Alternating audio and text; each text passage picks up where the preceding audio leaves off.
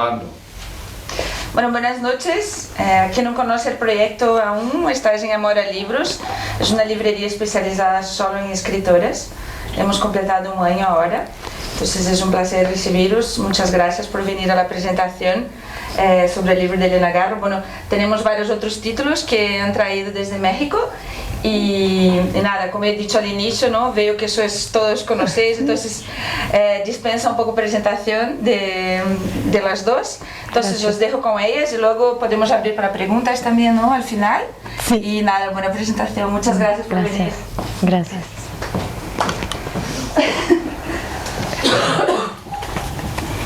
Vale, pues es un placer estar aquí compartiendo con ustedes y con Patricia Rosas Lopategui.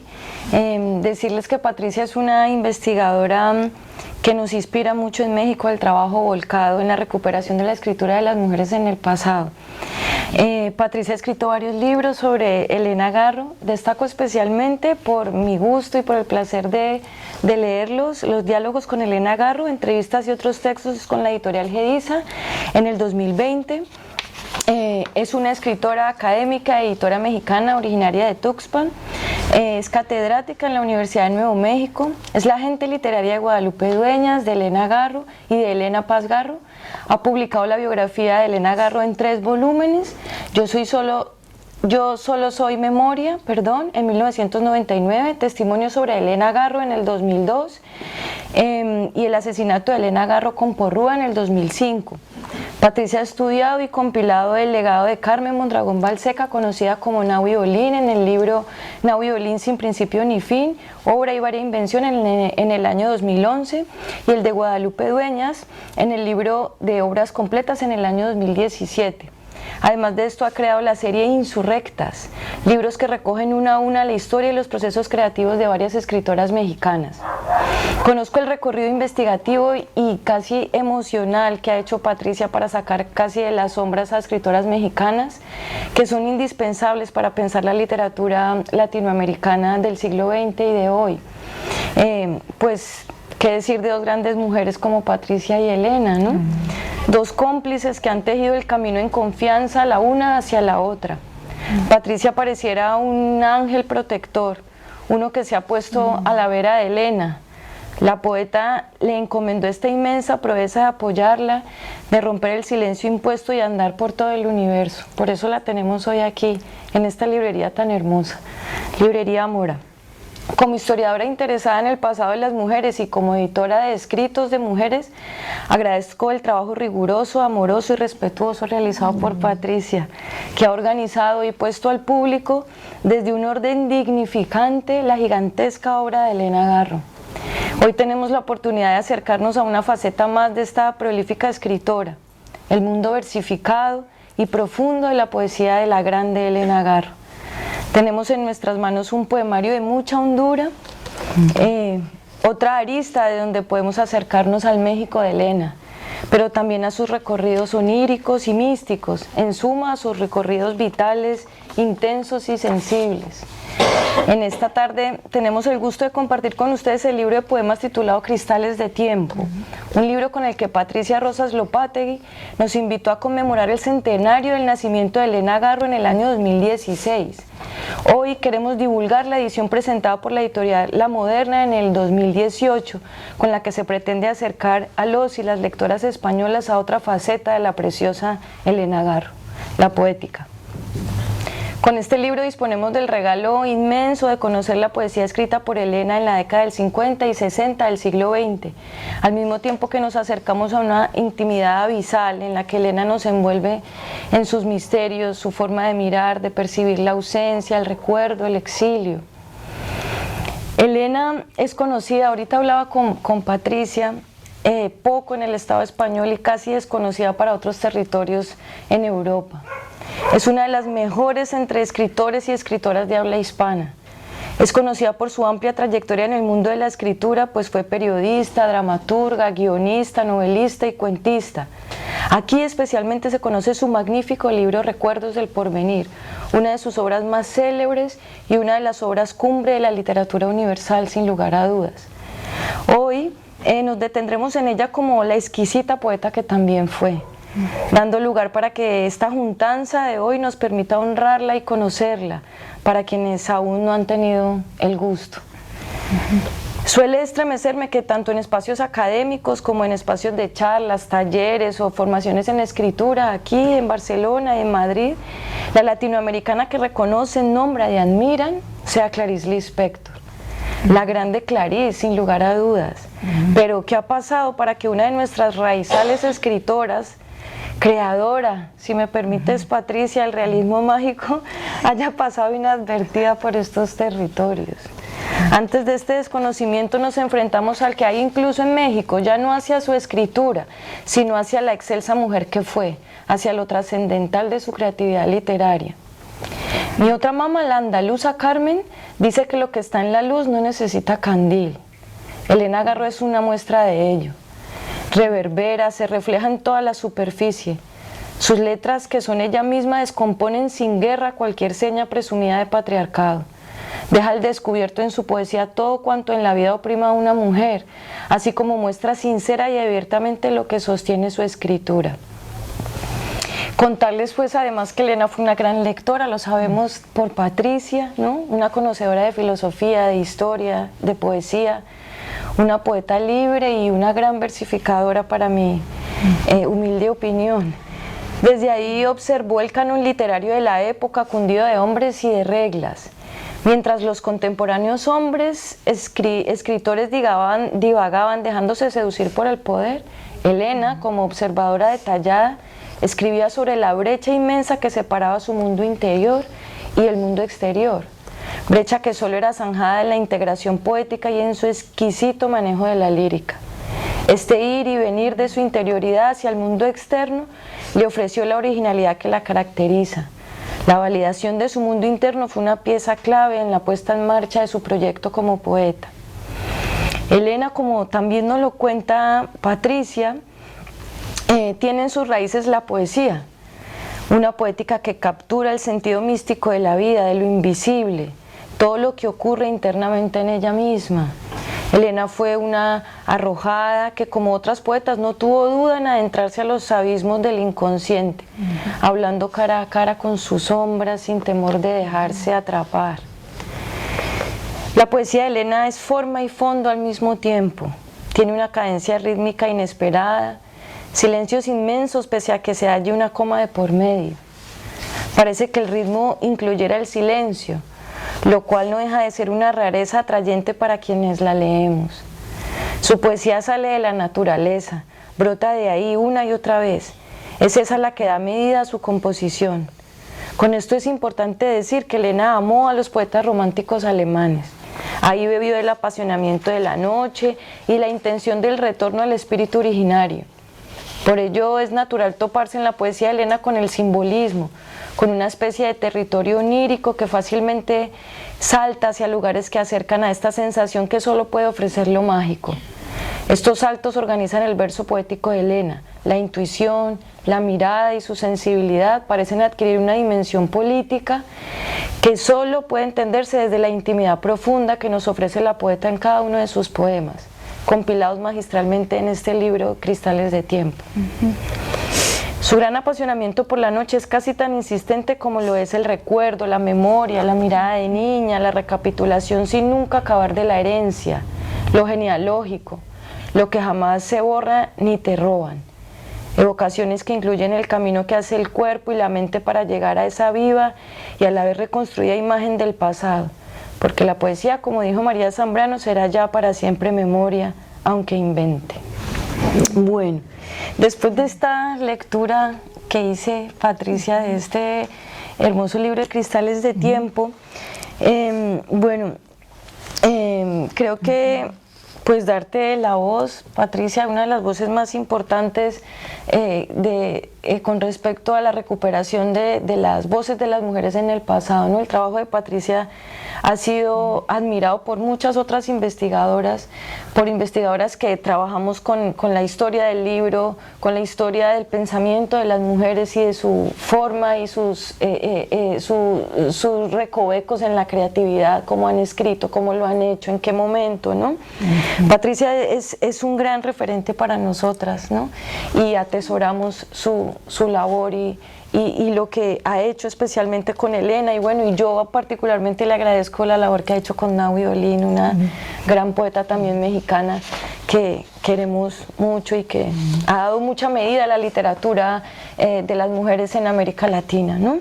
Bueno, quisiera continuar entonces preguntándote dos cosas. Patricia, gracias por invitarme, me siento muy complacida de estar aquí, de verdad que me honra mucho acompañarte a presentar a Elena, también por esto que te digo, por esta sensación de justicia que queremos divulgar muchas más latinoamericanas y mujeres escritoras de esta América profunda, ¿no? Entonces, bueno, pues... No, pues Caro, Patricia, muchísimas gracias, al contrario, es un honor, un privilegio para mí que estemos aquí en este maravilloso espacio, en esta librería feminista, Amora, que solo tienen libros escritos por mujeres, así es que seguimos recuperando terreno, ¿no? Ese terreno que nos han robado durante siglos, ¿no?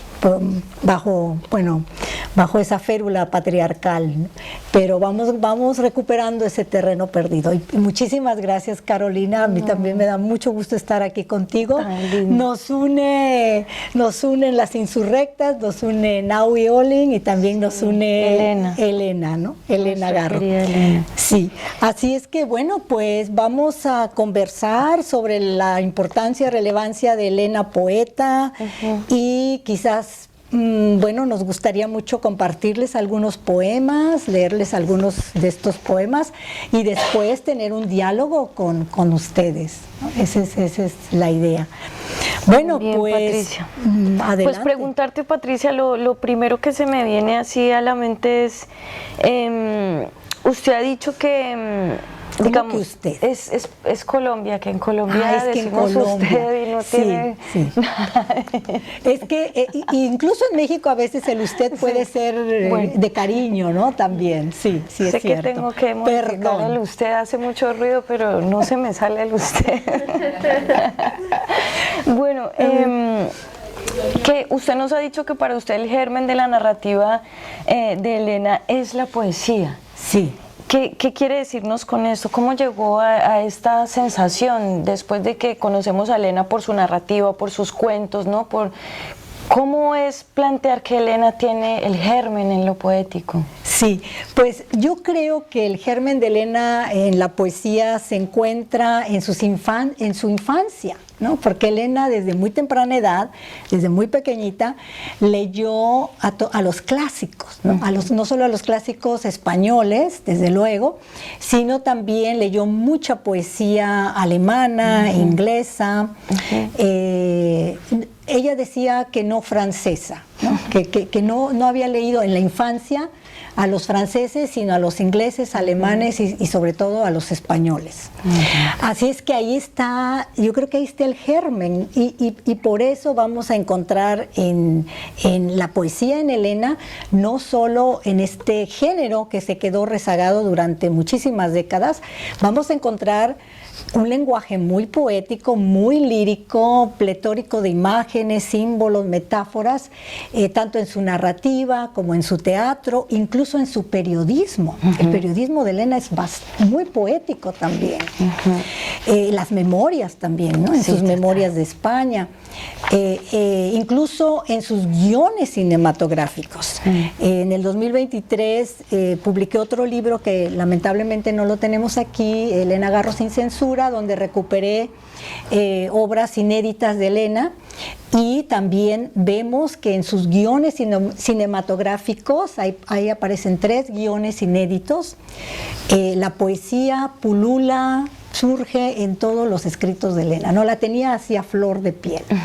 Así es que, bueno, y quienes hayan leído Los recuerdos del porvenir, seguramente se darán cuenta que es un lenguaje sumamente lírico, ¿no? Totalmente, sí, todo el tiempo hay ritmo en Elena, ¿no? Sí. Y bueno, un asunto también que me parece muy importante, que nos explica también un poco quién fue Elena es también lo que le ha pasado a usted, estudiándola, ¿no? Y queriéndola y divulgándola y haciendo todo ese trabajo que ha hecho tan minucioso, profe Patricia, porque la considero pues una maestra en esta gran labor, ¿no?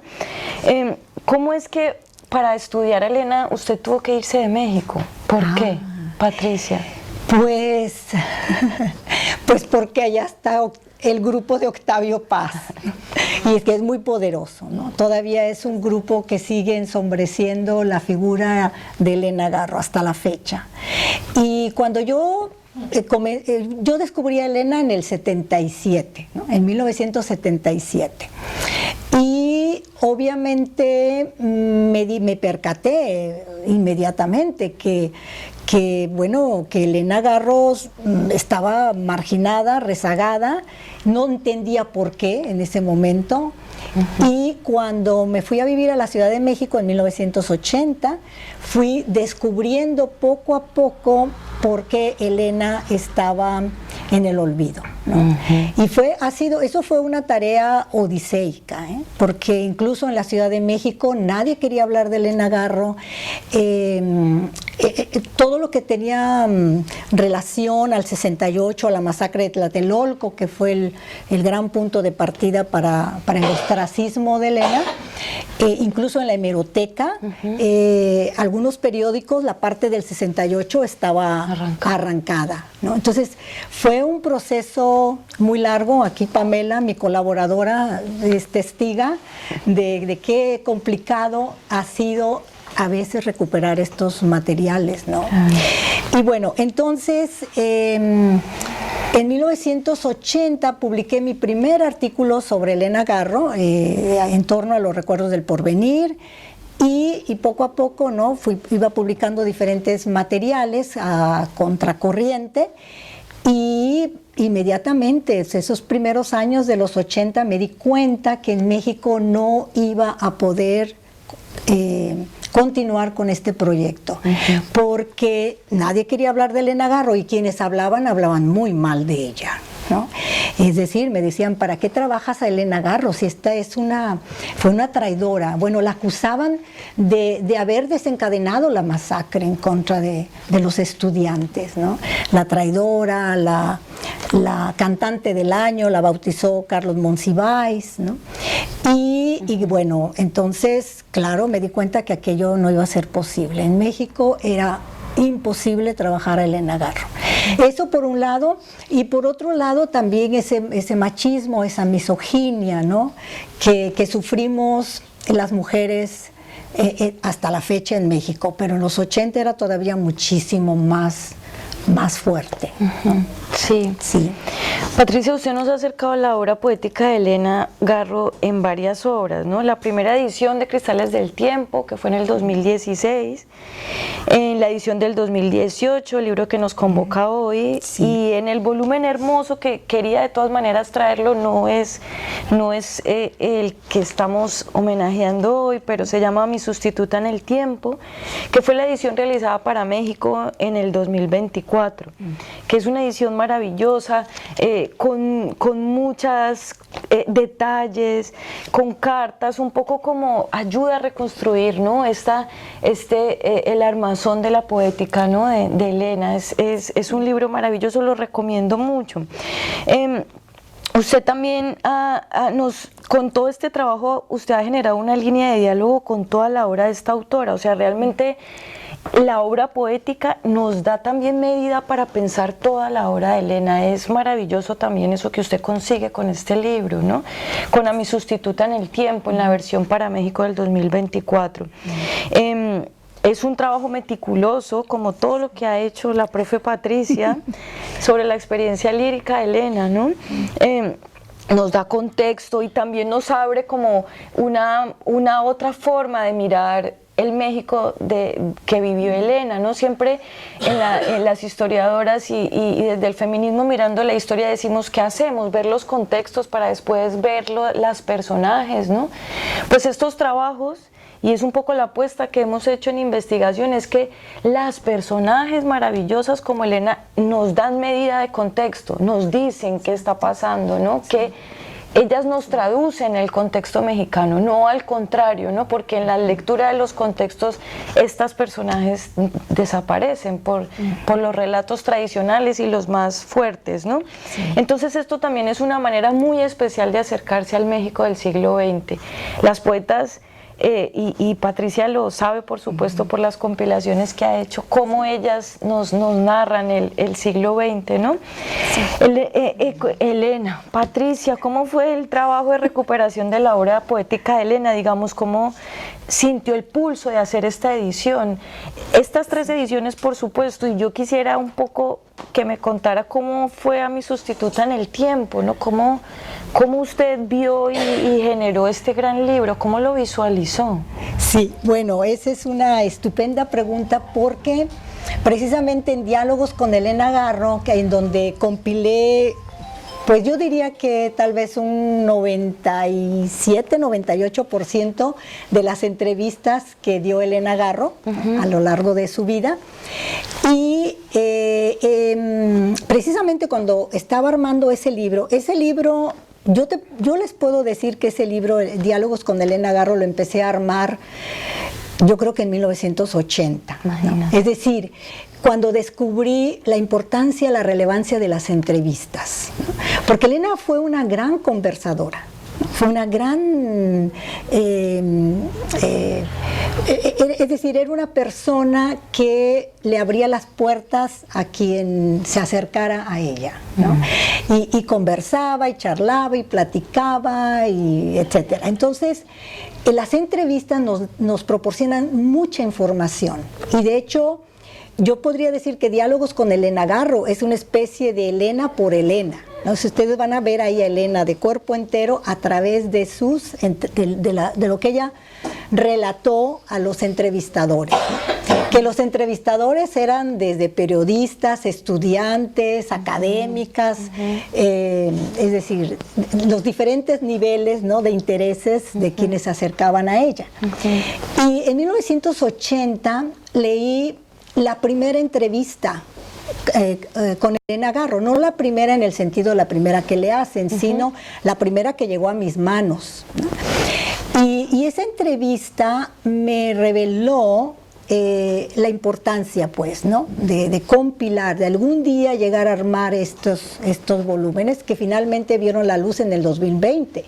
Pero imaginen, de 1980 hasta el 2020 que dije ya tengo que armar ese proyecto, ¿no? Entonces, conforme iban llegando a mis manos las entrevistas, pues fui descubriendo ¿qué había pasado con la poesía de Elena Garro? Porque por años yo igual, como quizás los lectores en aquella época, no teníamos ni la más remota idea de que Elena había escrito poesía.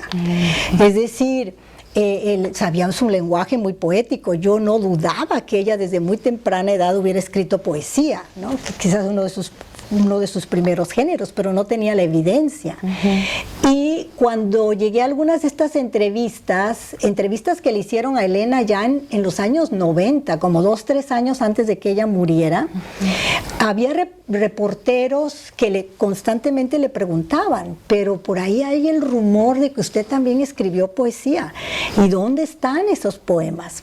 Porque en una carta que ella le envió a Emanuel Carballo, en 1981, 82, primeros años de los 80, Elena le menciona que ella se había enamorado de Bioy Casares, Adolfo Bioy Casares, y que le había escrito muchos poemas, pero que esos poemas los había guardado en sus baúles, ¿no? Entonces, claro, estaba ahí el gusanito, ¿no? ¿Dónde están esos poemas? Y le preguntaban, y en los 90 le volvieron a preguntar, y ella siempre evadía el tema, ¿no? Yo no soy poeta, yo soy narradora. Y claro, todos nos preguntábamos, pero ¿por qué niega la poesía, ¿no? ¿Qué pasa ahí? Y en realidad la respuesta me la dio Elena, y nos la dio porque también ahí en aquella época mi esposo estaba ahí conmigo en el departamento de Elena Garro y Elena Paz en 1997. 1997, fíjense, ya un poco tiempo antes de que ella falleciera, nos dejara, y ahí nos comentó que Octavio Paz le había prohibido, bueno, Octavio Paz le prohibió escribir todo, ¿no? Pero Elena siempre escribió, pero le había prohibido publicar poesía, ¿no? O sea que ese era su terreno y que ahí ella no podía incursionar. Entonces por eso Elena nunca publicó la poesía ¿no? en vida, y después de que, y en esos años también Elena evadía el tema con los periodistas, con las académicas, y decía, es que la poesía es para los jóvenes, decía. La poesía es para los jóvenes, es para la época de la juventud, del amor, de la belleza. Y yo soy narradora. Yo quiero que a mí me identifiquen como narradora, que era una manera de evitar hablar del asunto Octavio Paz, ¿no? Y después, ya cuando ella falleció, y estuve trabajando con Elena Paz para ya darle salida a la poesía, porque Elena Paz, en conversaciones con periodistas con su madre insistía, mamá, pero es que tenemos que publicar ya tu poesía, en plena conversación con periodistas, ¿no? Y es que tus poemas son tan buenos como los de mi papá. Y Elena, no, se enojaba Elena Garro, no quería el conflicto con Octavio Paz. Claro. Y ya cuando falleció Elena Garro, Elena Paz dijo, ahora sí, vamos a publicar la poesía de mi mamá, ¿no? Pero eso fue en el 2006, y de ahí todavía pasaron 10 años más antes de darle luz, porque había otras cosas que hacer. Yo también tenía el gran compromiso de publicar la poesía de Elena Paz, que fue también una gran poeta, y de hecho su poemario en México salió en el 2007, y había que reeditar la obra de Elena, que se había quedado nuevamente rezagada. Entonces, porque la poesía no es un género que las editoriales privilegien, ¿no? Las editoriales privilegian la narrativa, claro, ¿no? Sobre todo la novela. Así es que fue una larga carrera, ¿no? Una larga espera para por fin darle luz a la poesía de Elena. Patricia, la última pregunta que me da mucha curiosidad, bueno, es fascinante saber que usted la conoció, ¿no? Y que estuvo con ella, que compartieron, me conmueve mucho eso. Y quería preguntarle cómo era un poco la relación entre Elena y Elena, la mamá y la hija, respecto de ese lenguaje poético. La mamá sabía que la hija escribía, ¿no? Y la segura, ¿cómo era ese diálogo poético entre ellas? ¿O definitivamente no había esa conversación íntima, digamos, de lectura de poemas o de, no sé si... Bueno, yo creo que ellas se apoyaron inmensamente, ¿no? Las Elenas, pero siempre había el conflicto Octavio Paz, ¿no? Porque Octavio Paz nunca quiso la competencia, ¿no? Como decía Manuel Carballo, no quiso la competencia en casa, ni de la esposa ni de la hija. Entonces, Elena Paz nunca sintió el apoyo de su padre, y muchas veces le reclamó a su madre que ella tampoco la había apoyado, ¿no? Que ella tampoco la había defendido. Dijo, tú nunca me defendiste de mi padre, ¿no? De que no me ayudaste, en otras palabras, no me ayudaste para que mi padre permitiera que yo también publicara, ¿no? Y sí se lo reclamaba, y se lo reclamó muchas veces. Claro. Delante mío. Claro. Y era muy doloroso ver eso, era muy doloroso, porque Elena Garro no podía defender a Elena Paz con su padre, ¿no? Octavio decía, quienes consideren que, por decirte, ¿no? Que fue una persona débil, que cómo es posible que yo tan aguerrida, defensora de los campesinos, activista que se enfrentaba contra los terratenientes, contra los políticos, etcétera, y cómo es posible que haya tolerado durante 20 años la férula de Octavio Paz en el matrimonio. Y decía, bueno, quienes me pregunten eso es que no conocían o no sabían cómo era Octavio. O sea, que era un monstruo de un ego tan gigantesco y un hombre tan poderoso y tan vengativo también, ¿no? No, y que entonces, el impacto de la violencia es tremendo, ¿no? Exacto. Y que lo sabemos, que digamos, sabemos de lo que puede causar en una mujer, ¿no? Y que la violencia, y qué bien que lo mencionas, Carolina, sí, porque las Helenas, tanto madre como hija, padecieron no solo la violencia física, porque hubo violencia física, un aspecto que no se ventila precisamente por el statu quo, ¿no? Y porque son temas que, aunque los he mencionado, los he publicado desde testimonios sobre Elena Garro desde hace 20 años, no se ventila, ¿no? Y si se ventila hay como siempre una gran parada, ¿no? Sí, una disociación entre este escritor Octavio Paz y lo que fue y lo que le hizo a Elena, ¿no? No a su escritura. Es decir, parece una decisión lo que estoy diciendo, una cosa rara, pero es eso lo que ha sobrevivido, la tenemos aquí, ¿no? Tan, digamos, experimentando su fuerza. Y entonces, Patricia, que quisiera pues pasar a los temas de la poesía, ¿no? Sí. Sintiendo justamente eso, que uno de los tonos más fuertes de la lírica en Elena es la rabia. Sí. Tiene una cosa maravillosa, ¿no? De transitarla, de vivirla, de cómo la vive, de cómo la describe, ¿no? Exacto. Creo que es una de las sensaciones y los sentimientos más fuertes que están en la poesía.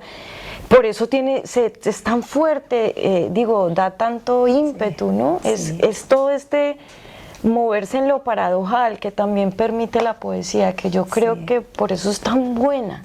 Sí, porque tú ya lo dijiste, al mismo tiempo que es una poesía muy intimista, es una poesía muy autobiográfica, ¿verdad, Celia?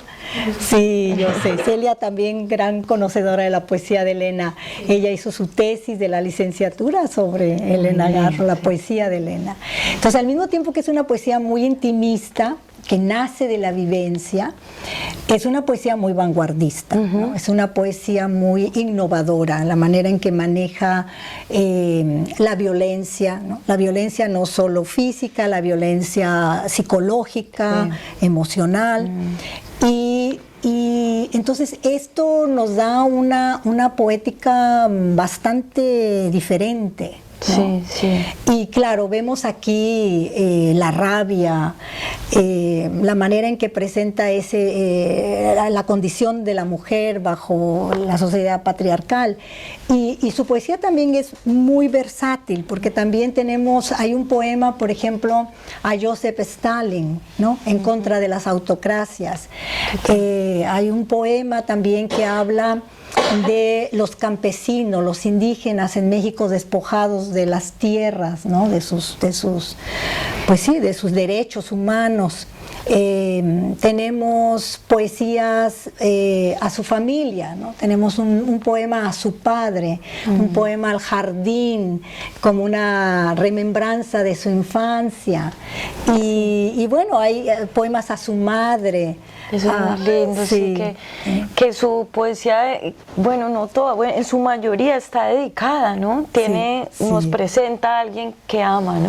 Sí. Entonces es también, pues, conocer su vida, esas relaciones más extensas, ¿no? Entonces es muy tierna, ¿no? A mí me encantó eso de Elena, y la sorpresa maravillosa de descubrirla como poeta pues fue muy, muy bonita. También lo de la música, ¿no? Sí. Y lo que les decía al principio del silencio, que el silencio parece rítmico también, ¿no? Que la coma da un espacio o un punto da un espacio, pero el silencio es más que el que marca la coma, ¿no? Es muy, muy especial. Yo creo que conocer la poesía de Elena da también otro momento a la escritura poética de las mujeres en México. Creo que también es muy valioso en esa genealogía, ¿no? Sí. Esa lumbre que da ella, ¿no? Pensando en las poetas que la precedieron o que estuvieron más o menos cerca en la generación, ¿no? Pita Amor, por ejemplo, o Carmen Mondragón Balseca, Nahui, ¿no?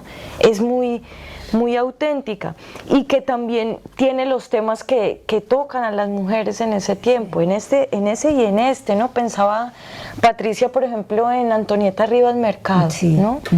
Que mientras Elena dice lo que dice en poesía, Antonieta lo dice en pequeños cuentos, relatos, ¿no? Exacto. Entonces creo que hay una línea de continuidad entre ellas maravillosa y que usted la tiene en todo su trabajo, por supuesto, ¿no? Recuperándolas a estas mujeres. Sí, sí, sí. No sé, Patricia, si leemos un poquito podemos leer algunos poemas e irlos comentando para que vean esa versatilidad, ¿no? de la voz poética de Elena. Y también en una entrevista Elena Garro dijo que lo primero que ella escribió fue efectivamente poesía, porque Gabriela Mora, ella menciona esto en una entrevista con Gabriela Mora, ella le pregunta, ella asumía que lo primero que había escrito era Los recuerdos del porvenir, ¿no? Porque en los años finales de los 70, 80 considerábamos que esa era la primera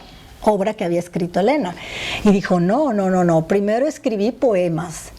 Incluso le dice, escribí poemas que Octavio no quería que se publicaran. Se lo mencionó también a Gabriela Mora, ¿no? En una entrevista creo que es como de finales de los 70.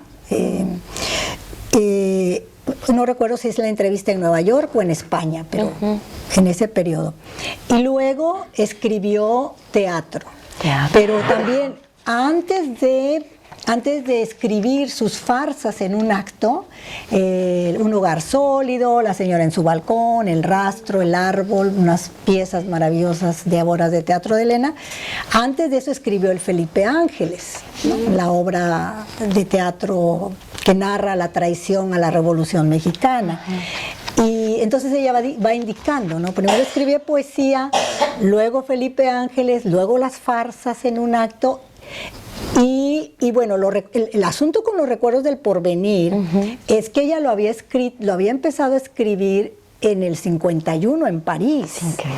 En el 51, la termina esa novela en el 53, pero no se publica hasta 10 años más tarde, ¿no? Hasta el 63. Sí.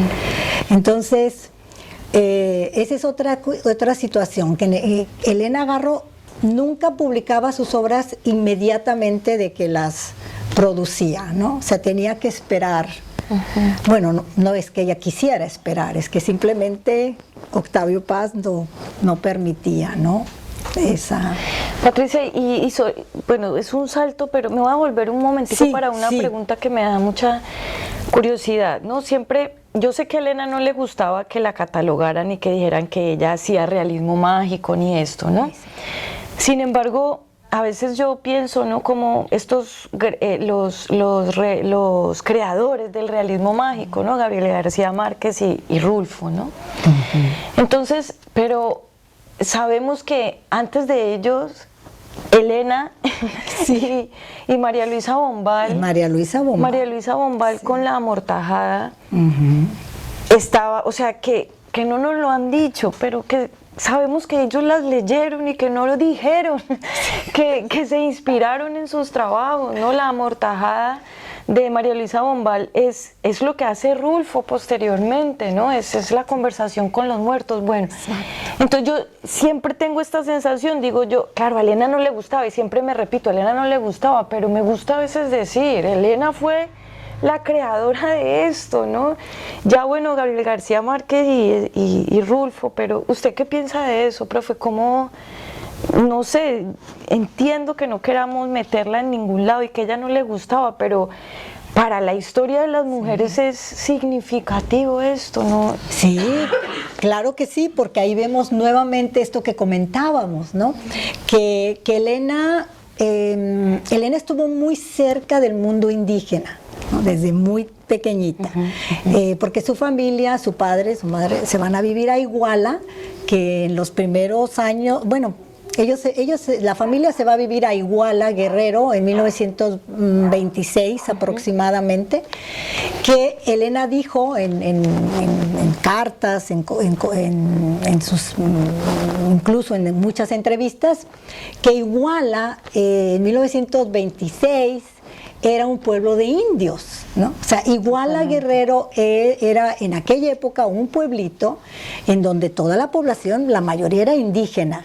Y digamos que los ricos del pueblo, pero ella decía los ricos, no entre comillas, eran los españoles, ¿no? Como su padre era español, su tío también, y bueno, su padre casado con mexicana, pero digamos que los blancos, ¿no? Los españoles eran los ricos porque eran Iguala era un pueblo básicamente de comercio, claro, ¿no? De cuestiones agrícolas, no era un lugar desarrollado. Y el padre de Elena era un comerciante, tenía una tienda de ropa. Y entonces Elena va a crecer en realidad en el mundo indígena, ¿no? O sea, ella va a estar rodeada de nanas, mozos, y todo el pueblo en sí es un pueblo indígena.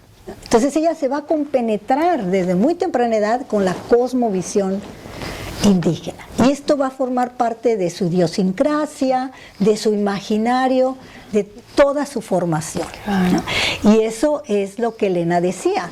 Pero es que ¿cuál realismo mágico, no? Es decir, es mi vida. Es mi vida, es el mundo de los indígenas, es la manera en que ellos entienden el mundo, ¿no? Y yo lo único que hice, bueno, pues llevar ese mundo a la literatura, pero no es... ella decía, yo no soy la creadora del realismo mágico, ¿no? Yo no soy la creadora. ¿Qué ignorantes son? Decía, cuando le preguntaban se enojaba. Claro. Y decía, ¿qué ignorantes son los mexicanos? Se enojaba y decía, ¿qué ignorantes son los mexicanos? No se dan cuenta de que este mundo es el mundo prehispánico, es el mundo indígena que ha estado ahí presente siempre, ¿no? Y que no lo valoramos, que al contrario lo marginamos, ¿no? Y ella decía, el día que los mexicanos comprendan la importancia de esa cosmovisión, de ese mundo, habremos creado una verdadera literatura, ¿no? Es decir, en donde tengamos esa fusión de los dos mundos, o sea, del mundo occidental, del mundo que nos llega con la conquista española, y el mundo prehispánico, ¿no? Y esto es lo que vemos en la obra de Elena. En ella hay una revalorización de ese mundo. Y decía, el realismo mágico es una etiqueta mercadotécnica que ha creado el boom, y además, fíjate qué ironía, y luego la excluye el boom. Imagínate, es que son unos sinvergüenzas. Sí, son unos sinvergüenzas. Es increíble. Sí. Patricia, no sé si El Jardín quisieras... El Jardín, sí, leemos ese poema. El Jardín, sí, cómo no. ¿Quieres que empiece yo con el...? Sí. ¿Con Me Acuso? Sí, empieza con Me Acuso. Sí, vale. Sí. ¿Quieren escuchar algunos poemas? Claro, sí, hemos escogido unos corticos también muy potentes. Dice así, Me acuso de ahogarme en el mar rojo, mar de cólera, mar homicida, mar de sangre. Me acuso de ver rojo y de estrellar el espejo de la fiesta, astillas cintilantes, puñales imprevistos. Me acuso también de la rabia amarilla, de perseguir al enemigo, de levantar el puente que me permita su huida. Me acuso de darme demasiada importancia y de amarme sobre todas las cosas. Que un poco también lo que dice Patricia en el texto, ¿no? Y en la guía esta que nos da tan bonita, ¿no? Pensábamos también en cómo llama a la rabia, ¿no? Que es como una oda al impulso, a la terquedad, ¿no? Exacto. También decíamos, ¿por qué no a la incomprensión de sí misma y a esa cólera también que le produce esto, ¿no? Al impulso de autoprotección también, ¿no? Pareciera que ahí es cuando pensamos en esta idea del impacto que tiene estar en un círculo de violencia, ¿no? Y de cómo se sale o no se sale, o digamos todo lo que tenemos que hacer las mujeres en ese transcurrir, ¿no? Pero pues al final la idea del amor a sí misma, ¿no? Es la que rompe el cautiverio. Exacto. Finalmente, ¿no? Exacto. Pareciera que Elena está cautiva, que es un poco lo que le dicen a Patricia, ¿no? Bueno, ¿y por qué si ella era tan potente, tan fuerte, tan revolucionaria, revoltosa, tan insurrecta, ¿no? ¿Cómo aguantó esto, no? Pues nosotras creemos que no lo aguantó, o sea, que realmente se amó sobre todas las cosas y el resultado de eso son sus textos, ¿no? Es un poco su legado. Exacto. Y allí en relación a su legado, ¿no? Que también quería preguntarle, Patricia, sobre ese poema de A mi sustituta en el tiempo que me impacta tanto, ¿no? Que yo tengo una lectura, no sé usted, que a mí me parece que ese poema es para nosotras, o sea, para las lectoras contemporáneas, ¿no? Es como un mensaje para las que estamos vivas, las que sobrevivimos, ¿no? Y las de este momento, pero era también esa claridad, Elena, de yo me voy a desaparecer, pero va a quedar esto, y voy a dejar un mensaje cifrado para todas, ¿no? Y específico para las mujeres, para quienes la leamos, ¿no? No sé, ¿usted quiere leer este? No, tú léela. ¿Sí? Tú léela, yo voy a leer el jardín. Tú léela. Okay, bueno, a mi sustituta en el tiempo, que es lo que les digo, ese poema tan... Cuando ya solo quede de mi pie el eco de las aceras, cuando de mis ojos solo la torre que miraron y de mi lengua ni una palabra girando en un oído, cuando solo los signos escritos en el aire por mis manos, cuando en el mar solo perdido golpe de las olas, solo el perdido golpe de las olas, y de esta lágrima no quede rastro en la memoria, todavía tú, amiga, que me esperas, más allá de este tiempo, encontrarás mi enojo porque han vuelto tan inútil este mundo. Este es de París de 1947, es una hermosura, sí, es conmovedor. Exactamente, y creo que lo explicaste muy bien en 2, 3 palabras, ¿no? Es decir, Elena le está hablando a las nuevas generaciones, ¿no? A las mujeres futuras, que son quienes las van a sustituir, quienes van a continuar su lucha en los diferentes tiempos que nos vaya tocando a cada una vivir, ¿no? Así es que todas aquí presentes son sustitutas de Elena Garro. Sí, qué y también chévere. los caballeros son sustitutos. Sí, qué chévere. Sí. No, aquí no hay Octavios, ¿no? Exacto. Sí. Muy bien. Bueno, ese poema a mi sustituta en el tiempo, por eso la edición mexicana del año pasado le di el título de A mi sustituta en el tiempo en lugar de Cristales, que es la edición primera, porque es el poema que sobrevivió más antiguo, es decir, este poema es de 1947. Imagínate. Del 47, cuando vivía en París, ¿no? Tiene sortilegio, tiene magia, sí, para haber sobrevivido, imagínate. Exacto. Entonces, nada más para que se ubiquen un poco, para ubicarlos, es la primera edición del 2016, la primera, que publicó la Universidad Autónoma de Nuevo León. Bueno, es un libro ya agotado, ya no circula, ya es un libro ya de colección, vamos a decirlo. Y después, en el 2018, 2 años después, es que apareció Cristales de Tiempo, el mismo título de la primera edición en España, para acercarlas a la poesía de Elena. Y esta edición del 2024 que publiqué el año pasado, fue un poco para recuperar la poesía de Elena en México, porque la poesía circula acá en España, pero había dejado de circular en México. Y la diferencia es que esta edición tiene fotografías y tiene unas cartas inéditas de Elena Garro a algunos miembros de su familia, ¿no? Este trabajo de varias décadas, no crean que esas cartas yo ya las conocía en 1980, ¿no? Las descubrí recientemente. Entonces es un trabajo de ir picando piedra, y conforme van llegando a mí nuevos documentos, no nuevos en el sentido de que hayan sido recién escritos, sino nuevos para descubrirlos, voy armando, ¿no? O rearmando estos libros.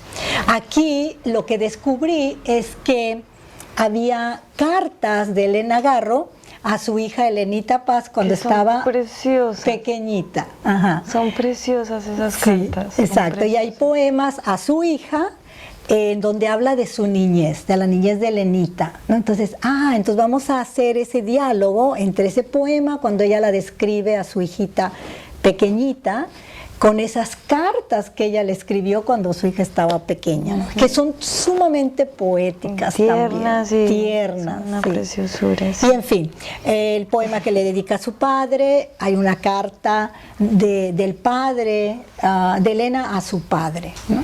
Y bueno, entonces esa fue la idea, ¿no?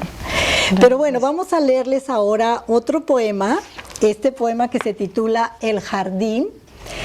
Y aquí lo que me gustaría que ustedes notaran es cómo en este poema que Elena Garro escribió seguramente en esa época parisina, ¿no? En París, a la segunda mitad de los años 40, cómo ella tiene una gran nostalgia por su infancia, ¿no? No solo por su infancia, sino también por México, y cómo ella recuerda siempre en Elena está muy presente los mozos, las nanas, las indígenas con las que ella creció, y siempre es esa mirada crítica, ¿no? Esa mirada crítica de que son los seres desfavorecidos, los seres olvidados por el gobierno, ¿no? Que han sido despojados de sus tierras, de sus derechos, etcétera.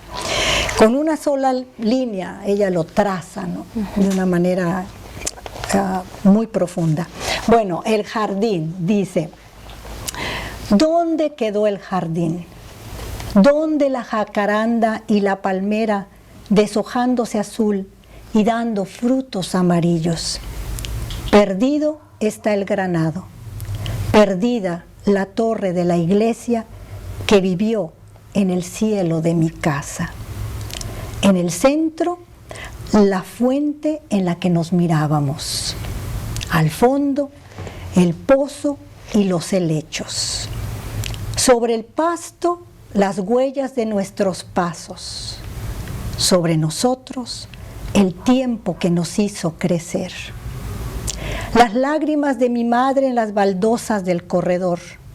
La mano de mi padre cerrando puertas y ventanas. Muy lejos, el viento solitario, el árbol derribado y el continuo caer de las hojas. En el mismo espacio invisible, los aullidos del perro y los fantasmas que habitaron mi casa.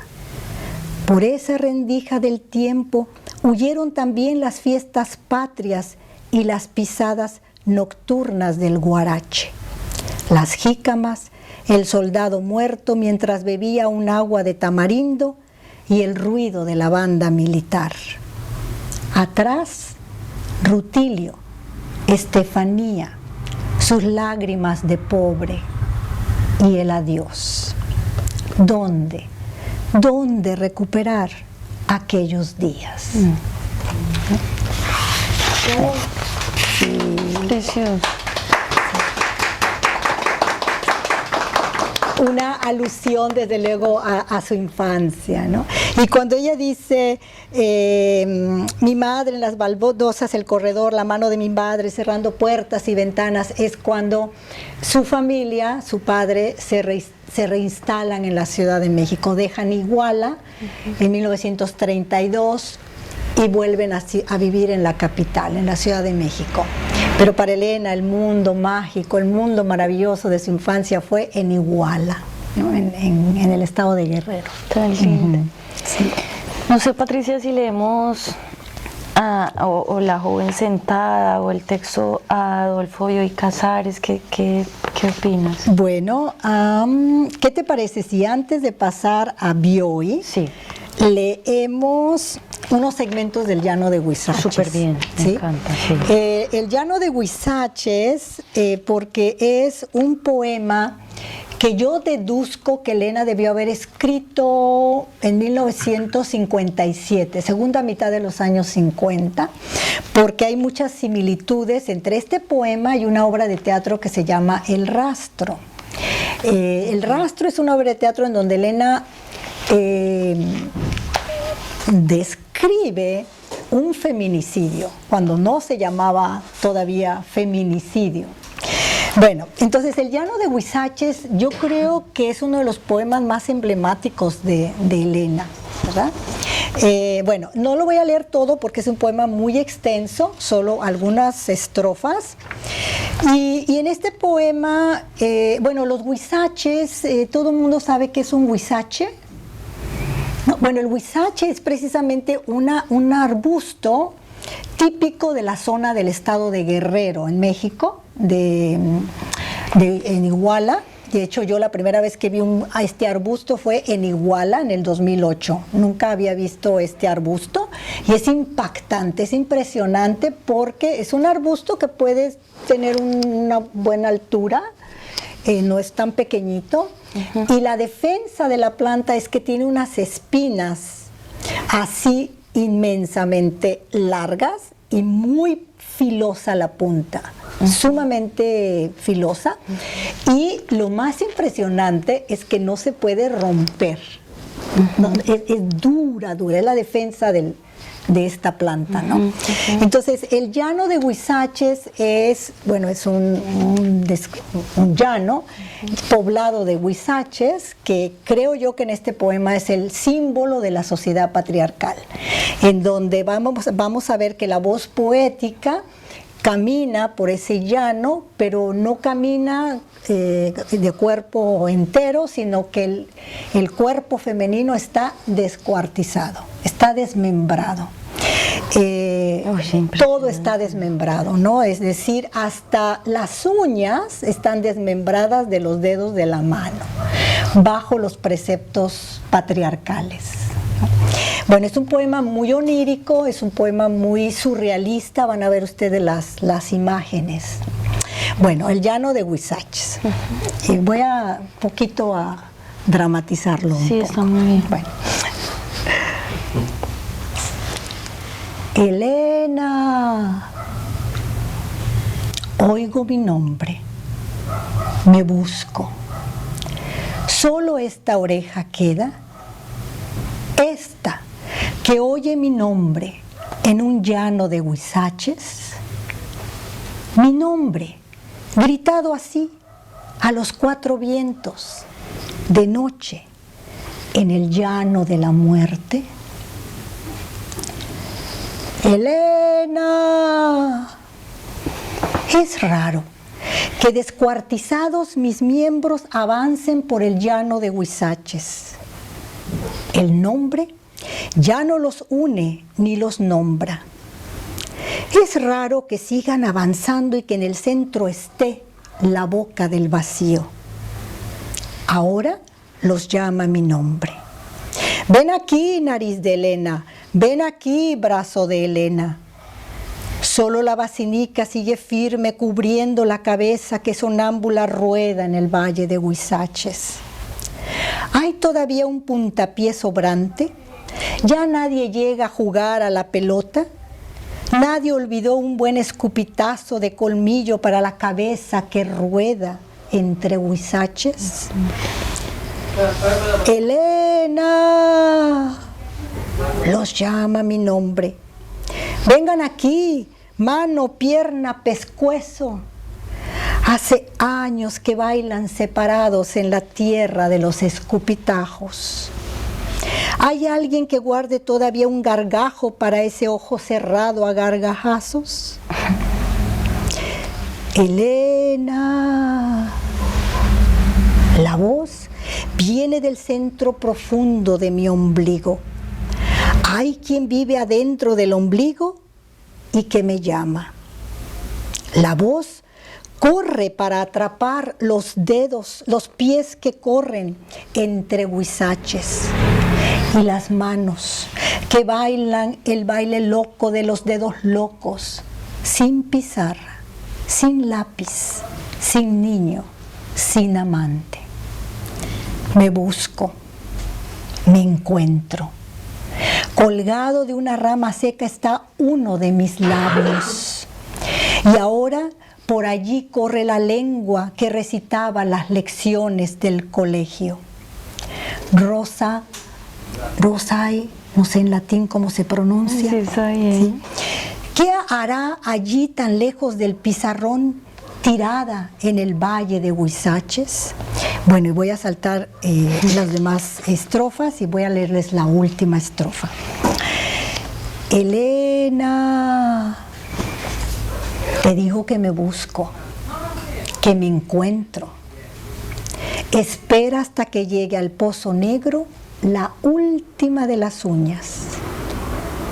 Es largo el llano de Huizaches, es ancho el llano de Huizaches. Se tarda unos siglos en cruzarlo. Muy lindo, sí, precioso. Buena lectura, profe. Sí, sí. Muy linda. Es que este poema es realmente el drama femenino, ¿no? El drama de las mujeres, es decir, la manera en que ella describe la cabeza, ¿no? Con la que juegan, su cabeza está desprendida del cuerpo y juegan con su cabeza a la pelota, ¿no? La patean, su lengua está colgada de una rama seca, sus labios, todo, ¿no? No tiene voz, no tiene identidad, y la alusión desde luego a su mundo antes, porque obviamente es un poema que hace alusión al matrimonio, ¿no? Claro. Antes del matrimonio, cuando ella hace referencia a sus proyectos, antes de casarse con Octavio Paz, cuando ella habla de la pizarra, del lápiz, ¿no? Que ahora ya no tiene la oportunidad de estudiar, de desarrollar sus proyectos, ¿no? Sí. En fin, bueno, El llano de Huizaches es uno de los poemas más emblemáticos, ¿no? De Elena. Sí, ahora, ¿tú qué Pues quieres habíamos pensado en leerles algo sobre un poema dedicado a Adolfo Bioy Casares, ¿no? Sí, claro. Que no sé, Patricia, si les cuentas un poquito de esto o no. Sí. De su amigo amor. De eso. Bueno, que Elena en la segunda mitad de los años 40 se enamoró perdidamente, locamente, del escritor argentino Adolfo Bioy Casares, y obviamente esta relación no podía fructificar porque Bioy estaba casado con Silvina Ocampo y Elena con Octavio Paz, entonces fue un amor clandestino, y después más bien un amor por correspondencia, porque en realidad ellos solo se vieron en 3 ocasiones, pero el amor duró más de 20 años, ¿no? Bueno, entonces primero un poema de amor y luego de desamor, ¿verdad? Porque claro, cuando ella se da cuenta que Bioy Casares en realidad no... Este es de desamor, Patricia. A veces ella se enojó con él y le dice que... Ay, ese poema, qué fuerte. Sí, es cierto. Bueno, vamos a leer entonces primero el de amor, ¿no? Vale. Sí, el de amor. Sí. Primero el de amor, que es muy pequeñito. Vamos aquí. Poemas de amor, los únicos que al menos sobrevivieron de Elena son los dedicados a Bioy Casares. A Octavio Paz le dedicó solo un poema, por lo menos de lo que sobrevivió, y es un poema que también lo podemos leer, ¿verdad? Bueno, el de amor para Bioy Casares. Viaje.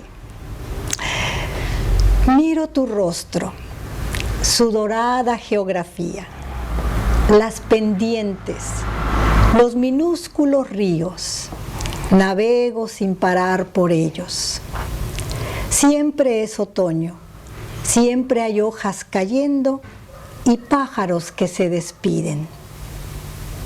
Voy de viaje, hermana, voy al país abierto, navegable, del rostro de mi amado. Muy breve, París, 1950. Y luego en el 52 le dice... En el 52 le dice...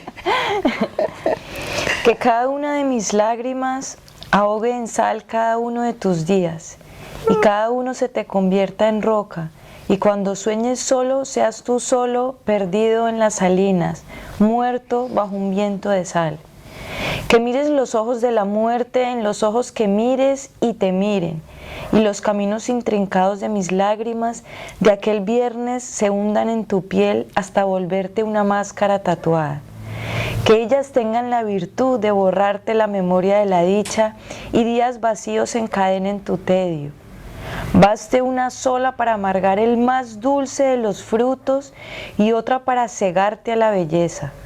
Una ligera, leve, se te convierta en roca y todas en río caudaloso en el que nades a contracorriente por todas las edades venideras, persiguiendo un punto luminoso, engañosa estrella fija, como esta inexplicable desdicha de perseguir aquel viernes, aquel balcón de piedra, aquel dios, aquel árbol flotando solo en el aire nocturno, alejándose más a medida que avanzo en la memoria. Sí. Que tus días vacíos encadenen tu tedio. Sí, porque ya aquí estaba ella desencantada. Claro. Bueno, porque también ella se entera de que Bioy Casares tenía otros amores y que ella no, en realidad no era lo que ella pensaba que representaba en su vida, ¿no? En fin. Bueno, Dos cuerpos, mira, este poema. Aquí seguía. Dos cuerpos. Es esa paz, ¿no? Este Dos cuerpos es también en la época de Bioy Casares. Ah, vale. ¿No? Dos cuerpos, también en relación a su amor con Bioy Casares. Dos cuerpos bajo tierra, cuerpos sin sangre ya, cuerpos de polvo fuera del tiempo, del viento, la lluvia, el sol, el mar. Dos cuerpos solitarios desperdiciados por el tiempo, tiempo desperdiciado por los cuerpos, cuerpos que fueron limitados por relojes, por partidas de trenes, por sirenas de barco. Dos cuerpos que tuvieron su tiempo y lo gastaron en disputas, en lágrimas, en nada. Muy precioso. Sí. Que es un poco, ¿no?, ese desencanto de las que se encontraban y se desencontraban, que él tenía que partir, en fin, ¿no? Y que peleaban, por supuesto, también por carta y por todos los medios. Bueno, no sé qué más. Si quieren podemos ya hacer preguntas con el público. Sí, claro. Más adelante les podemos leer el de Octavio Paz. Y bueno, también nada más mencionarles que el poema más extenso de Elena Garro, que tiene 921 versos, lo escribió aquí en España, ¿no? En Madrid. Que se titula Vamos Unidas.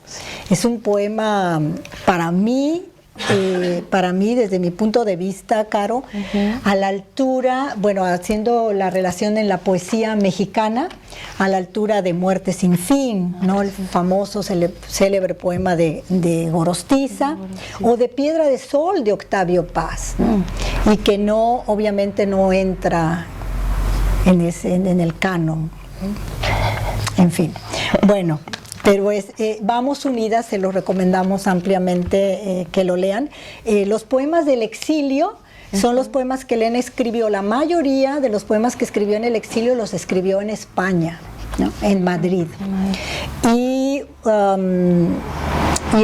otros poemas en París, pero la gran mayoría en España, ¿no? Entonces, ¿cómo no íbamos a difundir este libro desde el 2018 tratando de colocar la poesía de Elena también aquí en España? Porque aquí nació mucha de su poesía, ¿no?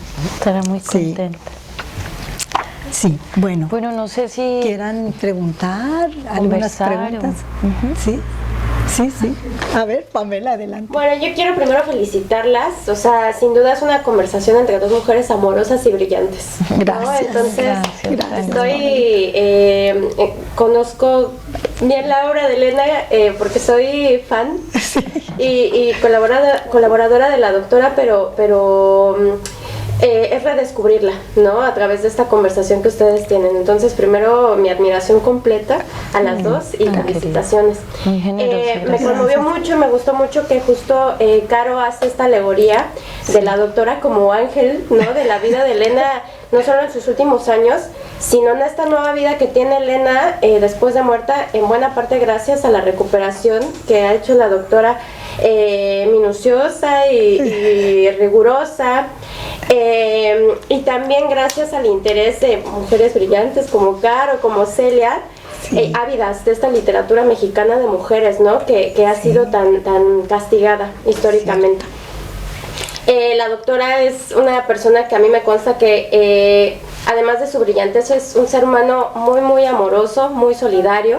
Entonces pues me congratula mucho estar aquí y también destacar que no solamente, o sea, es un ángel insurrecto, porque aún hoy en día, como lo decíamos, hay un embate del patriarcado que sigue vapuleando la figura de Elena Garro, y la doctora ha tenido que resistir estos embates y ponerse en primera fila de la batalla y resistir, ¿no? Entonces yo creo que eso nos inspira a muchas. Y me gusta, yo sé que la doctora nunca descansa, que siempre está maquinando, trabajando, entonces quiero que nos diga qué sigue, o sea, qué es lo próximo, cómo vamos a redescubrir ahora a Elena, porque yo sé que hay proyectos. O sea, hay un spoiler para que sigamos pendientes de qué viene. Bueno, pues sí, efectivamente, pues es que a la Elena Garro no nos deja descansar, ¿verdad? No nos deja descansar. Bueno, ahorita estoy trabajando en otro proyecto que es, en el que también tú sabes, estás ahí participando, que es recuperar esos trabajos que Elena Garro dejó inconclusos. Elena Garro sin censura, el libro que les mencionaba que apareció en el 2023 y que espero que muy pronto por lo menos algunos ejemplares lleguen aquí a Mora, ¿no? Vamos a ver cómo se los hacemos llegar.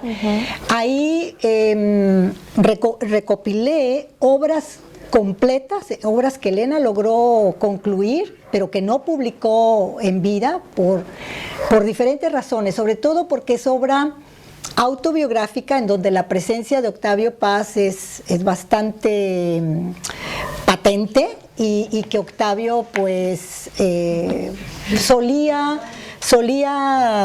ejercer castigos, ¿no? Si estas obras se publicaban. De hecho, esto sucedió cuando se publicó Testimonio sobre Mariana, allá en 1981, y a razón de esa publicación, Elena Garro, valdría la pena mencionar, tuvo que posponer la publicación de sus memorias de España, ¿no? Porque cuando se publicó Testimonio sobre Mariana en 1981, que es una obra autobiográfica que narra la vida de Octavio Paz y de Elena Garro en ese periodo de la segunda mitad de los 40 hasta el 52, bueno, causó mucho malestar. Y cuando Elena intentó publicar las memorias de España como libro, porque Elena ya había publicado las memorias de España aquí en España, en Madrid, ¿no? Fue la primera vez que se publicaron las memorias en formato periodístico. Entonces, cuando ella intenta publicar las memorias en 1986, ya hay un trato, ya casi firma contrato con una editorial en México, en Océano, y luego acá Carmen Balcells, la famosa agente literaria de escritores latinoamericanos, también está interesada en publicar las memorias en finales del 86, principios del 87.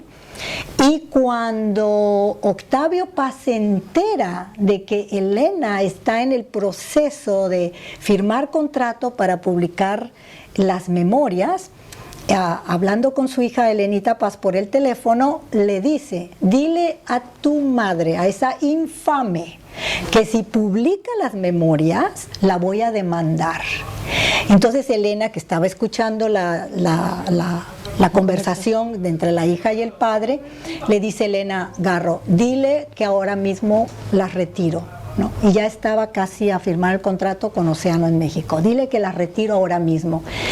Y entonces le dice Elenita, no, pues que ya las va a retirar, que mi mamá ya no las va a publicar, pues que las queme y que se vaya con ellas al cielo. pero que no las publiqué. O sea, Octavio Paz ejercía esa violencia. Y es una violencia que está en la correspondencia, en las cartas, en los diarios de Elena. Es esa violencia de la que tú hablabas, ¿no? Que aunque de alguna manera ya se han publicado muchos indicios de esta violencia que ejercía Octavio Paz, hay una gran... hay una contracorriente, ¿no? Que es la que representa el grupo de Octavio Paz para desacreditar la voz de Elena, para desacreditarla, para minimizarla, ¿no? Y decir, bueno, pero es que Elena estaba loca, o es que Elena era una exagerada, es decir, las mujeres no tienen voz ni voto, ¿no? Y entonces en ese proyecto también estoy involucrada en estos momentos en recuperar esos materiales que ella no publicó en vida por esas represalias que infligía Octavio Paz. En Elena Garro sin censura hay una obra de teatro que se titula El cono de tinieblas, que en donde ella, digamos, ficcionaliza o describe sus primeros días de recién casada en casa de la suegra, ¿no? En casa de Octavio Paz, y que ellos vivieron con la madre de Octavio Paz. Sumamente violenta esta obra, ¿no? Que Elena no se atrevió a publicar. Y en fin, y otros materiales, pero parte de esta violencia también la vemos en que Elena tuvo que dejar un sinfín de obras inconclusas. No pudo terminarlas por esa violencia que ejercía Octavio y que ella se autocensuraba, ¿no? Entonces aquí le voy a cambiar, aquí le voy a... Incluso las memorias de España ya dice que deliberadamente olvidaba las partes más oscuras, ¿no? Para... No me quiero imaginar entonces cómo era, porque madre se nota un paternalismo, no solo en Octavio Paz, sino en todos los personajes intelectuales de la época. Exacto. Yo lo mismo me pregunté, Celia, lo mismo pregunté. Deliberadamente no mencionó las partes más oscuras y aún así es bastante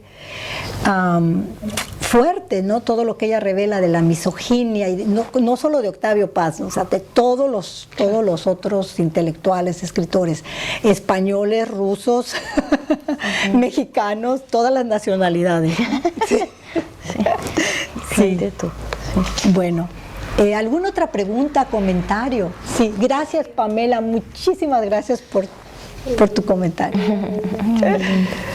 Yo quería decir que, bueno, que para mí también uno de los poemas que más me enamoraron fue el que ha leído Carolina de A mi sustituta en el tiempo, sí. Que de hecho el título de cuando hice yo el trabajo sobre ella fue Las palabras escritas en el aire, que es por uno de los versos de ese poema, que dice, cuando queden de mí las palabras escritas en el aire, y bueno, que sí que se lee como una profecía que realmente pues llama mucho la atención, porque como el tema recurrente de Elena era el tiempo, y había mucho esa preocupación de la memoria, con la frase esta de la memoria, yo soy memoria y la memoria que de mí se tenga, que de repente escriba un poema que es como un oráculo que queda ahí, que parece que haga precisamente lo que ella tanto invoca en su literatura, que es como romper el tiempo y decir, no, yo viajo en el tiempo y me presento aquí con vosotras.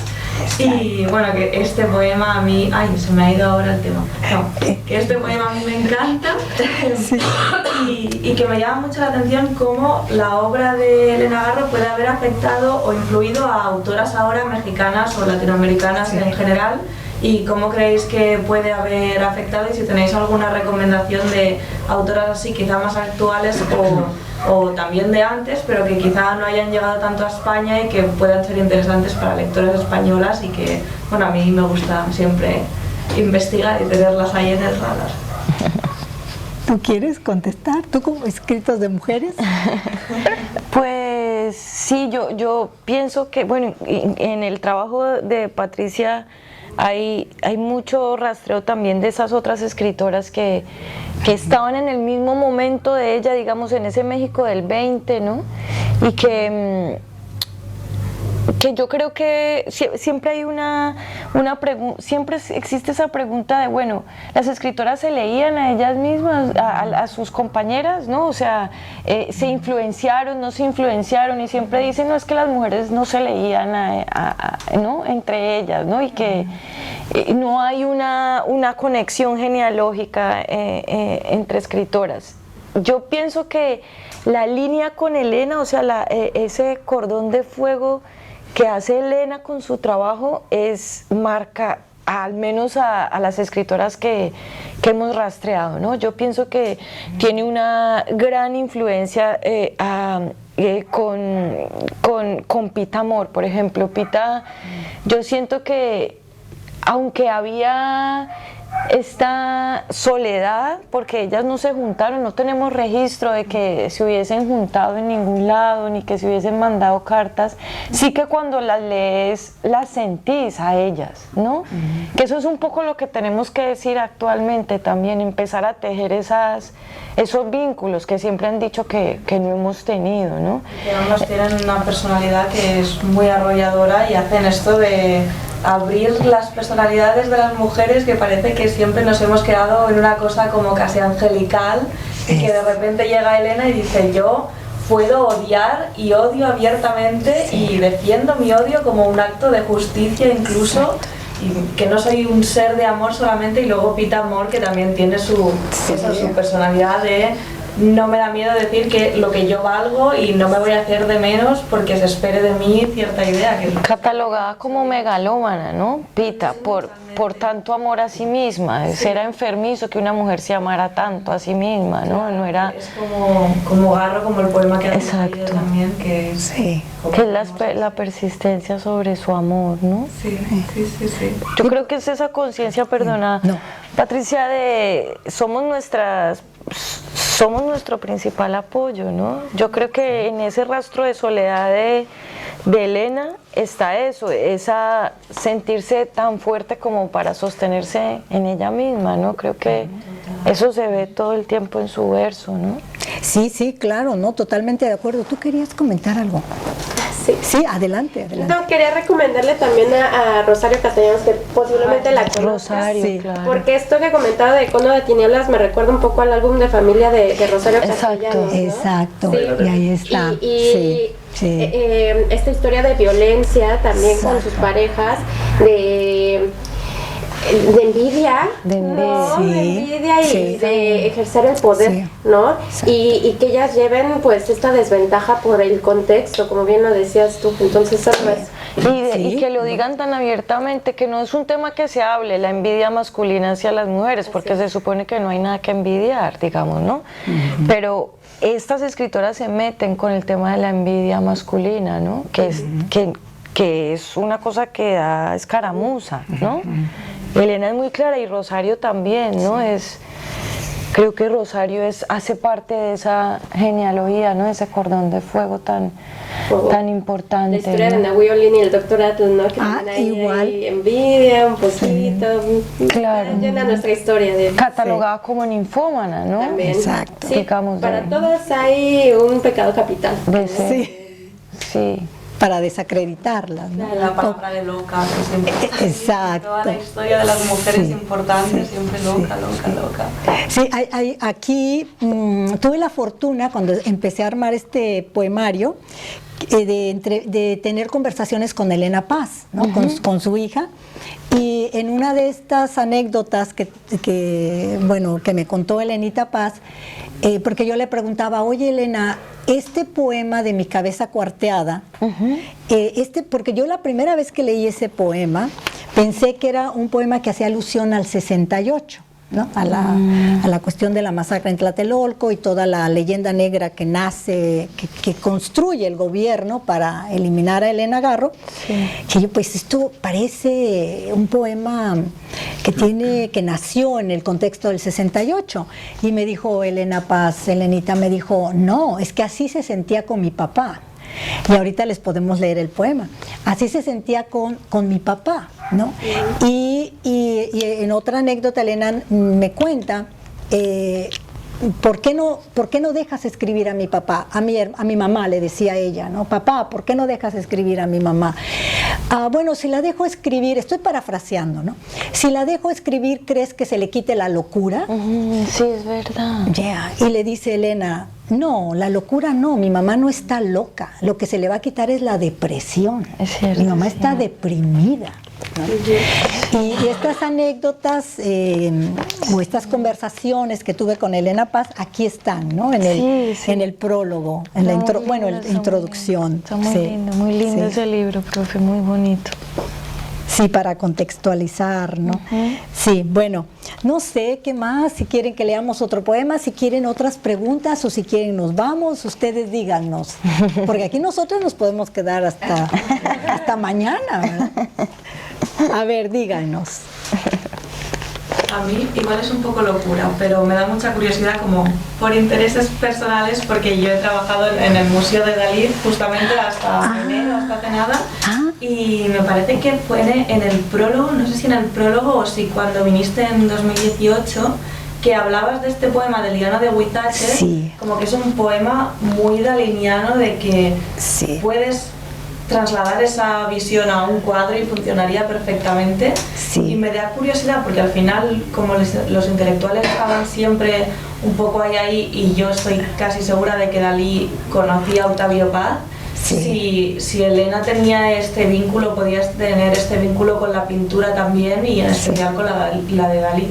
Seguramente que sí, segura que sí, porque efectivamente las imágenes son muy de Dalí, ¿no? Es decir, el labio colgado en una rama, ¿no? Sí, yo me lo imagino así como los relojes fundidos. Exacto, tal cual, sí, exacto. Que también nos puede traer a Remedio Varo y a Leonora Carrington, ¿no? Por supuesto. Y también el cuadro de la bañera de Frida, ¿no? Sí. Donde están los piecitos así al fondo, ¿no? Sí. Digamos que ese es el momento también mexicano, ¿no? Es el momento de todo este debate del nacionalismo y el internacionalismo, ¿no? Nos abrimos, no nos abrimos. Las artistas que dijeron, no, tenemos que conocer lo que está, las que se cerraron, ¿no? Cerraron entre comillas, entre esas Frida, ¿no? La llegada también, lo que dio el psicoanálisis, esta cosa del flujo del sueño, ¿no? Un poco, o sea, que eso que describís en Dalí, en México abunda eso, ¿no? Abundaba y abunda. Entonces también, que yo lo conecto también mucho con esta idea que nos contó Patricia de lo que vivió Elena, de lo que vio, que es un poco toda el mundo indígena que la nutrió, que es ella también, digamos, además de ser, por supuesto, hija de una persona de acá, ¿no? De un hombre de acá. Pero siento que justamente es ese surrealismo o realismo mágico, es que son líneas tan, ¿no? Que se tocan todo el tiempo, y que México tenía mucho de eso en la pintura, muchísimo en ese momento, ¿no? Entonces creo que también el surrealismo le llega allí en el contexto. Estaban las pintoras, es que estaba Leonora, estaban haciendo esas maravillas de cuadros, ¿no? Bueno, ¿y qué dijo Bretón? ¿No es cierto que Bretón cuando fue a México dijo, México es el país surrealista por excelencia, ¿no? Pero precisamente por ese mundo mágico realista de los indígenas, ¿no? Entonces, efectivamente, es lo mismo, ¿no? Es la misma idea, pero definitivamente Elena Garro va a ser una escritora bueno, muy culta, ¿no? Muy culta porque desde su infancia lee clásicos, no solamente, ya dijimos, ¿no? Españoles, griegos, latinos, ingleses, alemanes. Parece que los franceses los lee mucho después. También fue una amplia conocedora de la literatura estadounidense, ¿no? La que menos leía era la hispanoamericana, porque decía que los escritores hispanoamericanos, estamos hablando, ¿no?, en los años 60, cuando está el boom, pues decía que eran escritores menores, ¿no? Y se los decía abiertamente, y ella se consideraba una escritora menor, ¿no? No somos los grandes creadores. Grandes creadores para entender realmente lo que son los grandes creadores, hay que leer a los clásicos para empezar, decía, ¿no? Los clásicos de todas las literaturas, ¿no? Y luego obviamente ya los escritores que ella consideraba fundamentales, ¿no? De la literatura, digamos, más contemporánea para su época, para ella. Bueno, pues hablaba, no sé, de Faulkner, por ejemplo, de Fitzgerald, ¿no?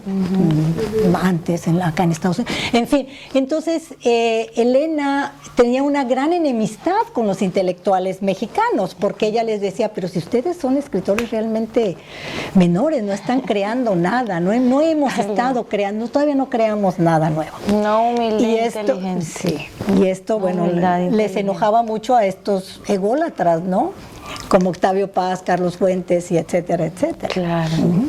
Bueno, entonces sí tenemos una escritora que va a ser muy culta desde muy pequeña, de leer a los escritores. Ella decía ¿cómo decía? A la gran armada. Primero hay que leer a la gran armada antes de escribir, ¿no? Y luego,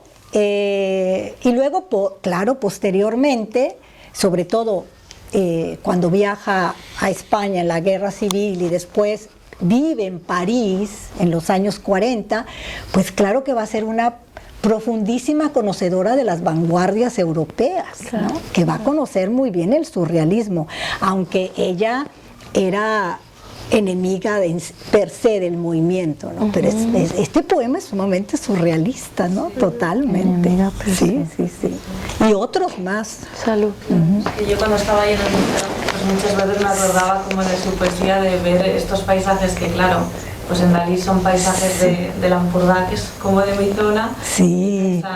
Eso de qué fuerte es que Elena lo hiciera en México, bueno, como veía como muchos vínculos y además es algo que con lo que yo he crecido y no sé, me llamaba la atención, me parecía como muy bonito ver ahí esa síntesis o esa conexión. Sí, sí, claro. Son cuadros que, claro, como yo soy de la ciudad de Dalí, los he visto desde que era una niña. Sí, sí, sí, claro. Sí, o sea, tiene poemas que son muy que podrían ser pinturas, o sea, exacto, que podría fácilmente haberse dedicado a ser pintora y también se le habría dado bien. Exactamente, sí, sí. Sus libros, ¿no? Son imágenes. Es que es muy... Recuerdos del porvenir, imágenes, sí, ¿no? Sí, sí. Ella es imágenes, sonido, ritmo, la sinestesia música. Total, ella es la sinestesia. Y muy interesante porque el cine es muy importante también para Elena, ¿no? El cine, la imagen, desde muy pequeña. Es una escritora muy versátil, ¿no? Muy polifacética. Bueno, pues algo más, algún otro comentario. Muchísimas gracias por este espacio maravilloso y esta compañía. Gracias. Amor a libros, muchas gracias. Amor a libros. Que Elena esté aquí es maravilloso y les va a dar mucha suerte con todo. Sí. Acabo de pensar que mañana es el Día Mundial de la Poesía. Sí, es verdad. ¡Qué maravilla!